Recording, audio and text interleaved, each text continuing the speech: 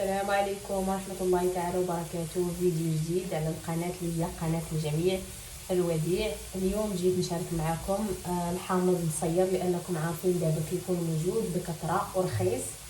اختارت الوالدة الأم ديالي تجرب معكم أو تشارك معكم هذه الكمية من الحامض، كيفاش الطريقه ديالها باش غادي تخزنوا في العلبه ديال الزاج وغادي نعاودو نستخدموه في البيت لانه ما كيخطاش البيت عندنا. وبغيت نشارك معكم هذا الفيديو، نخليكم مع الوالده كيفاش غادي دير حتى غتصايب هذا الحامض.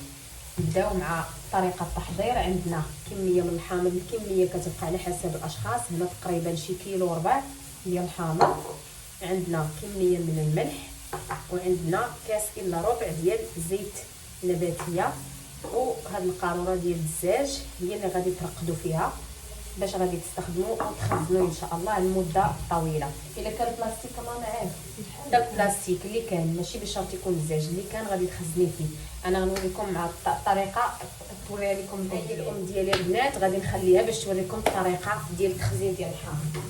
السلام عليكم ورحمة الله وبركاته. مرحبا بكم مع قناة الوديع.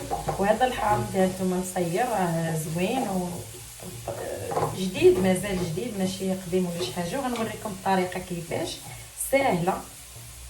الدجاج ولا البلاستيك ولا اللي كاين كبير ولا صغير، ولا كيما كان الحامض بحال هكايا كبير ولا صغير كيكون زوين، كون لقات باش يجيكم في هاد هانتوما قرعه. غتبقاو بحال هكا تقادوا هاد الحامض اللي عندكم، وكيبقى يبقى حتى 4 سنين حتى ما وقت ما بغيتو تلقاوه. راه زوين وكلشي وكيليق لاي حاجه بغيتو ديروها.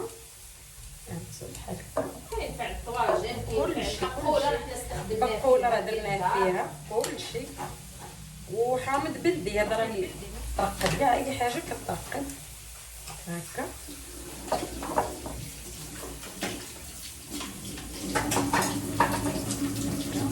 ساهل ماشي واعر ولا شي حاجه.